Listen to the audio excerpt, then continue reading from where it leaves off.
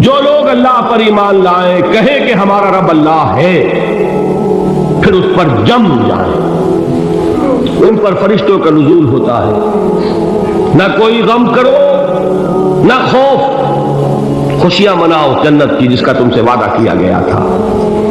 اللہ کی ربوبیت پر اطمینان جب انسان کو ہو جاتا، میرا رب اللہ ہے، ربی اللہ، انسان کے لیے نہ کوئی کھٹکا، نہ کوئی خطرہ، نہ کوئی خوف، نہ کوئی حزن۔ جو کچھ ہو رہا ہے کس کے اذن سے ہو رہا ہے؟ اللہ کے اذن سے۔ اللہ کے اذن کے بغیر پتہ تک نہیں ہلتا۔ یہ کوئی اندھا بہرا مادہ نہیں ہے جس سے مجھے کوئی خوف ہو۔ اندھا بھینسا چلا رہا ہو اس سے تو ڈرنے کا ہر انسان کو ڈرنا چاہیے، نہ معلوم کس کو ٹکر مار دے، لیکن نہیں، اس کائنات کو چلانے والا ایک سمیع و بصیر خدا ہے۔ وہ جو میرا دوست ہے، میرا ولی ہے، اللہ ولی الذین آمنوا یخرجہم من الظلمات الی النور، اللہ اہل ایمان کا ولی ہے، ساتھی ہے، پشت پناہ ہے، مددگار ہے، حمایتی ہے۔ بتائیے جسے یقین ہو جائے کہ اللہ میرا مددگار، اللہ میرا محافظ، اللہ میرا پشت پناہ، اللہ میرا حمایتی، اس کے لیے کوئی خوف ہوگا؟ اس سے کوئی ڈر ہوگا؟ میں مثال دیا کرتا ہوں ایک بہت سادہ، پنجاب کے دیہات کی۔ تو بڑا چودھری ہے اور کوئی غریب کسان ہے، اس غریب کسان کے جانوروں کو ہر وقت اندیشہ ہوگا چوری کا، کوئی میری بھینس کھول کر نہ لے جائے، کوئی میرا بیل کھول کر نہ لے جائے۔ لیکن جس کے بارے میں یہ سب کو معلوم ہو کہ وہ جو بڑا چودھری ہے وہ اس کا دوست ہے، اس کی بچیا کو کوئی خوف ہوگا؟ اس کی بھینس پر کوئی ہاتھ ڈالے گا؟ اسے کوئی اندیشہ ہوگا؟ نہیں۔ کیوں؟ کہ وہ بڑا چودھری، بڑا اس کا یہاں کا سردار، جاگیردار، سب کو معلوم ہے وہ میرا دوست ہے، کوئی میرے خلاف اقدام نہیں کر سکتا۔ اس دنیا میں یہ چھوٹی سی بات اگر آپ کے دلی اطمینان اور سکون کا باعث بن سکتی ہے تو ذرا تصور کیجئے۔ میں لفظ تصور استعمال کروں گا صرف اس لیے کہ اس کا ہم جس کو کہتے ہیں ادراک اور شعور کر نہیں سکتے، اگر کے ساتھ کر سکتے۔ اگر یقین ہو کہ اللہ میرا مددگار اور یقین ہو کہ اللہ ہر آن میرے ساتھ ہے، پھر کوئی خوف؟ کس کا خوف؟ کوئی شے اللہ سے بالا تر ہے؟ کوئی قوت اس سے زیادہ طاقتور ہے؟ کوئی اس کے ارادے کو بدلنے والا ہے؟ کوئی اس کی مشیت کے آڑے آنے والا ہے؟ یہی بات ہے جو حضور نے فرمائی، یہ ایمان کا حاصل ہے لب لباب، کہ دیکھو اچھی طرح اس بات کو ذہن نشین کر لو، اگر تمام انسان مل کر تمہیں کوئی نقصان پہنچانا چاہے نہیں پہنچا سکتے، مگر جو کچھ اللہ نے لکھ دیا ہو، اور تمام انسان مل کر تمہیں کوئی نفع پہنچانا چاہے نہیں پہنچا سکتے، مگر وہ شے جو اللہ نے طے کر دی۔ آپ پھر میں کہوں گا ذرا طاری کیجئے، اسے فرض کیجئے، اسے سوچئے۔ اگر اس حدیث پر ہمارا دل ٹھکا ہوا ہو تو کسی سے ڈر ہوگا؟ یہ مجھے نقصان نہ پہنچا دے، یہ میری رپورٹ خراب نہ کر دے، یہ میری انکریمنٹ نہ رکوا دے، یہ میرا یہ نہ بگاڑ دے، یہ میرے یہ نقصان نہ پہنچا دے۔ اس کا ڈر، اس کا ڈر، اس کا خوف، اس کی خوشامد، اس کے لیے جا کر طرح طرح سے اپنی عزت نفس کو ذلیل کروانا اس کے سامنے، یہ سب کچھ کیوں کرتا ہے انسان؟ جب سمجھتا ہے کہ اس کے ہاتھ میں میرا کوئی نفع ہے، اس کے ہاتھ میں میرے لیے کوئی ضرر ہے، یہ مجھے کوئی گزن پہنچا سکتا ہے، یہ مجھے کوئی نقصان پہنچا سکتا ہے، یہ میرا کوئی کام بنا سکتا ہے، یہ میری کوئی ضرورت پوری کر سکتا ہے، اسی کا نام شرک ہے۔ جہاں آپ نے یہ سمجھا کہ غیر اللہ کے اندر کوئی طاقت موجود ہے، وہی شرک ہے۔ بتوں سے تجھ کو امید ہے، خدا سے نو امیدی، مجھے بتا تو صحیح اور کافری کیا ہے؟ شرک تو یہ ہے، جس پر بھی تمہیں یہ خیال ہے، کلمہ ہے یہ کلمہ سوم، لا حول ولا قوت الا باللہ، ذرا اس پر دل کو کبھی اگر آپ تصور کریں، پھر فرض کریں، دل ٹھک جائے اس پر، کوئی طاقت نہیں۔ یہی بات تھی جو شیخ عبد القادر جیلانی رحمۃ اللہ علیہ نے اپنی وصیت میں اپنے بچے سے کہی. 11ویں دینے والے ہیں، لیکن حضرت شیخ عبد القادر جیلانی کی وصیت اور تعلیمات کو کتنے لوگ نہیں جانتے ہیں؟ یہ جن مقامات تک پہنچے ہیں وہ کس چیز کی بدولت پہنچے؟ انہوں نے جو پیغام دیا وہ کیا تھا؟ اے میرے بچے، جس طریقے سے قرآن مجید میں حضرت لقمان کی نصیحتیں جو ہے نقل کر دی گئی ہیں، میں یہ عرض کروں گا بالفرض اگر قرآن حضرت عبد القادر جیلانی کے بعد نازل ہوا ہوتا تو شیخ عبد القادر کی یہ نصیحتیں بھی قرآن میں درج ہوتی. اتنی اونچی نصیحتیں ہیں. اے میرے بچے، اس حقیقت کو ذہن نشین کر لے، لا فاعل فی الحقیقت ولا مؤثر الا اللہ. اس کائنات میں نہ کوئی فاعل حقیقی ہے نہ مؤثر حقیقی ہے سوائے اللہ. کسی شے میں کوئی تاثیر نہیں اگر اللہ نہ چاہے. آگ جلا نہیں سکتی اگر اللہ نہ چاہے. پانی ڈبو نہیں سکتا اگر اللہ نہ چاہے. زہر ہلاک نہیں کر سکتا اگر اللہ نہ چاہے. کوئی چیز فائدہ نہیں پہنچا سکتی اگر اللہ نہ چاہے. تو در در پہ کیوں سر جھکاتے ہو؟ در در پر کیوں جبیں سائی کرتے ہو؟ سب کے سامنے کیوں ہاتھ پھیلاتے ہو؟ ایک اللہ سے مانگو، ایک اللہ کے سامنے زمین پر اپنی جبین رکھو. لا فاعل فی الحقیقت ولا مؤثر الا اللہ. نظر آتا ہے ہمیں کہ پانی پیاس بجھا دیتا ہے. پیاس بجھانے کی صلاحیت پانی میں نہیں ہے، اللہ کے اذن سے. کھانا بھوک مٹا دیتا ہے. بھوک مٹانے کی صلاحیت کھانے میں نہیں ہے، اذن رب میں. دیکھیے یہی یقین تھا. حضرت موسیٰ علیہ السلام کا واقعہ یاد کیجیے. سامنے سمندر آ گیا ہے، قوم دیکھتی ہے پیچھے کہ گرد و غبار کا طوفان. معلوم ہوا کہ فرعون اپنے لشکر سمیت آ گیا. لشکر جب چلتا تھا تیز رفتاری کے ساتھ تو گرد و غبار کا جو طوفان اٹھتا تھا اس کا تصور کیجیے. اور لمحہ بلمحہ وہ قریب آ رہا ہے. پوری قوم نے کیا کہا؟ اے موسیٰ انا لمدرکون، اے موسیٰ ہم کو پکڑے گئے. قرآن مجید میں تو یہاں وہ باتیں نہیں لکھی ہیں، لیکن تورات میں یہ درج ہے کہ بنی اسرائیل جھگڑنے لگے، دست و گریبان ہو گئے موسیٰ کے ساتھ. موسیٰ ہمیں یہاں مروایا لا کر، اس سے تو ہم ہی بہتر تھے. وہاں کھانے کو ملتا تھا، زندگی تو تھی، بیگار ہم کر رہے تھے، موت تو نہیں تھی. اب جو کچھ ہوگا اس کا تصور کرو، جس طریقے سے ہمارے ٹکڑے اڑائے جائیں گے. تو لڑ رہے ہیں حضرت موسیٰ علیہ السلام سے. یہ تورات کی تفصیل ہے. قرآن میں صرف اتنا آیا ہے، پریشان ہو کر انہوں نے کہا انا لمدرکون، موسیٰ ہم کو پکڑے گئے. اس وقت موسیٰ کا جواب کیا ہے؟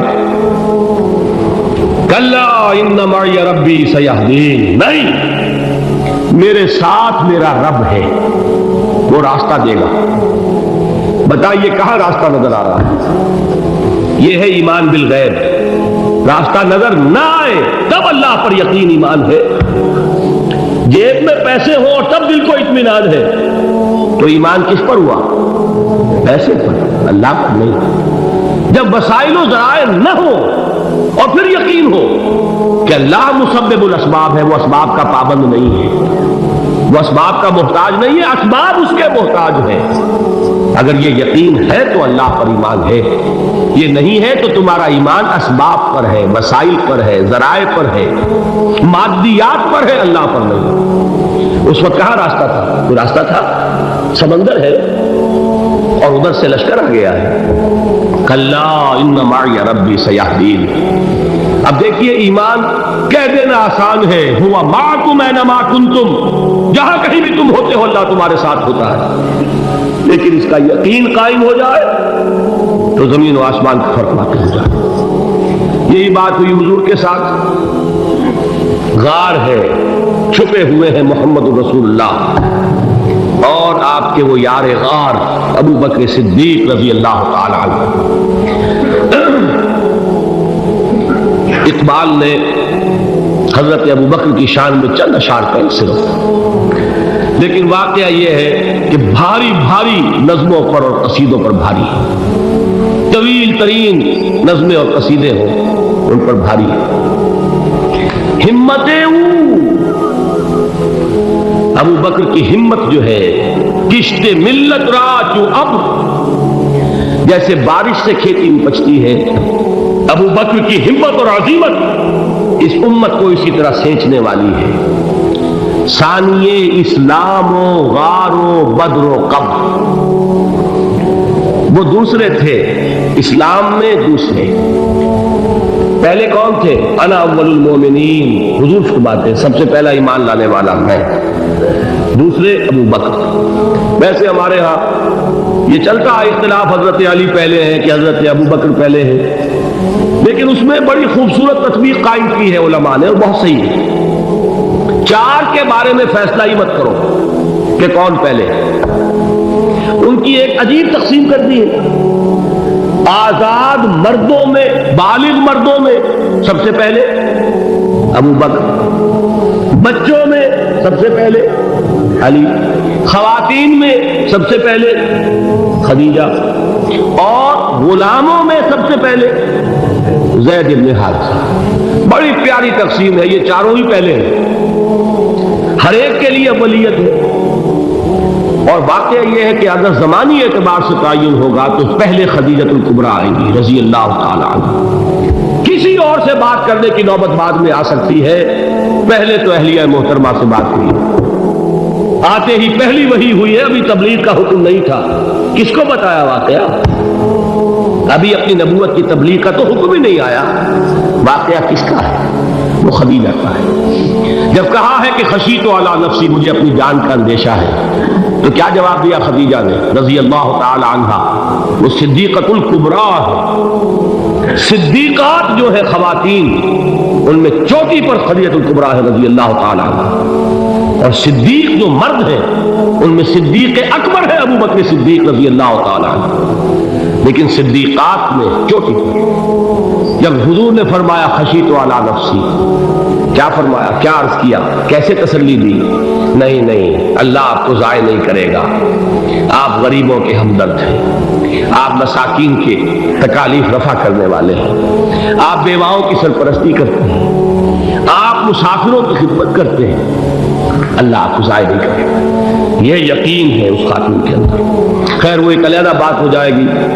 میرے دل پر حضرت خدیجہ رضی اللہ تعالیٰ عنہ کی شخصیت کا بڑا گہرا نقش ہے، جو وہ کوئی اور ہی وقت اور موقع ہوا تو بیان ہوگا۔ بہرحال اقبال نے ایک مصرے میں جو چار اولیتیں جمع کر دی ہیں، ہمت او کشت امت را چو ابر، ثانی اسلام و غار و بدر و قبر۔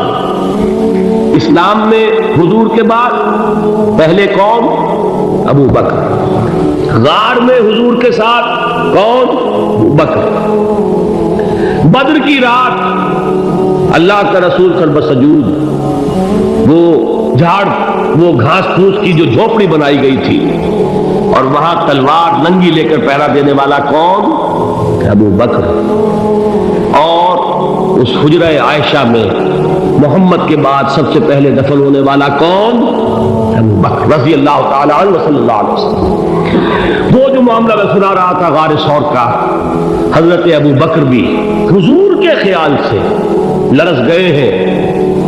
آپ کو یاد ہوگا کہ جا کر پہلے تمام جتنے سوراخ تھے انہیں بند کیا ہے، ایک سوراخ رہ گیا تھا جس کو بند کرنے کے لیے کوئی کپڑا نہیں تھا، وہاں اپنی ایڑی رکھی ہے، تب کہا ہے حضور سے تشریف لائیے، اور اپنے زانو پر حضور کو لٹایا ہے، اور وہاں کسی موذی جانور نے کاٹا ہے، حضور کی آنکھ لگ گئی تھی، اس وقت اس بل کے اندر جو بھی بچھو ہے کیا ہے واللہ عالم، اس نے کاٹا ہے، اس کی تکلیف کی وجہ سے ابو بکر کی آنکھوں سے آنسو ٹپک گئے، حضور کے چہرے مبارک پر پڑے ہیں، تو حضور جاگے ہیں، معاملہ کیا ہے؟ ایڑی نہیں ہٹائی وہاں سے، مبادا وہ جانور وہاں سے نکل کر محمد الرسول اللہ کو کوئی گدن پہنچا دے، ابو بکر کی ایڑی ہے، جس طرح چاہے کھا لے، ختم کر دے، جان نکل جائے تب کوئی آنچ آئے، محمد پر تو آئے، لیکن جیتے جی نہیں۔ وہ ہے ابو بکر حضور کے خیال سے۔ اس وقت حضور نے پھر اپنا لعاب دہن لگایا ہے، اور اس سے پھر آپ کی تکلیف ختم ہوئی۔ جیسے خیبر میں حضرت علی کی آنکھ دکھ رہی تھی، اس کو جو شفا حاصل ہوئی ہے وہ بھی حضور کے لعاب دہن سے ہوئی. تو بہرحال اس وقت انہوں نے کہا ہے کہ اے نبی یا رسول اللہ، اگر اس وقت ان میں سے کسی نے غیر ارادی طور پر بھی اپنے قدموں کی طرف جھانک لیا تو پکڑے جائے. کیا جواب تھا اللہ کے رسول کا؟ لا تحزن ان اللہ معنا. اللہ ہمارے ساتھ سے کیوں گھبراتے ہو ابو بکر؟ یہ ہے ایمان باللہ، میرا مالک اللہ، میرا رازق اللہ، میرا محافظ اللہ، میرا مددگار اللہ، میرا پشت پناہ اللہ، میرا دوست اللہ. یہ دوستی ہے اللہ کی جو لب لباب ہے، حاصل ہے ایمان کا. اسی کا نام ولایت ہے. اولیاء اللہ کے سروں پر سین نہیں ہوتے. جس کے دل میں ایمان راسخ ہو چکا ہو وہی اللہ کا ولی ہے. جسے اللہ پر یقین ہو چکا ہے وہی اللہ کا ولی ہے. جسے یقین ہے اللہ میرے ساتھ ہے، میرا مددگار، میرا پشت پناہ، میرا ساتھی، میرا دوست، میرا محبوب، میرا محب. اللہ اہل ایمان سے محبت کرتا ہے. واللہ یحب الصادقین. ان اللہ یحب الذین یقاتلون فی سبیلہ صفا کانہم بنیان مرصوص.